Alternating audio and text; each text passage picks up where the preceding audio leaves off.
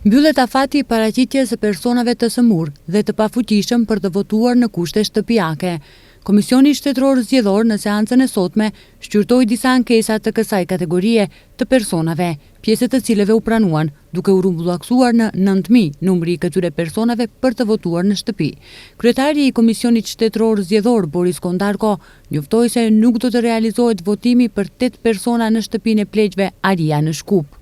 Nga Ministria për Punë dhe Politikë Sociale kemi marrë njoftim se një institucion për përkujdesjen e personave në moshë, Aria në Shkup, është mbyllur nga ana e ministrisë dhe në të njëjtën nuk ka të strehuar persona. Për shkak të kësaj, në këtë shtëpi për mbrojtjen e personave në moshë nuk do të mund të realizohet votimi për personat që paraprakisht kanë qenë të akomoduar atje.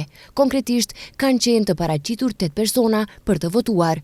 E informojmë opinionin se këtu nuk do të realizohet votimi për këta 8 persona, deklaroi kryetari i Komisionit Shtetëror Zgjedhor Boris Kondarko.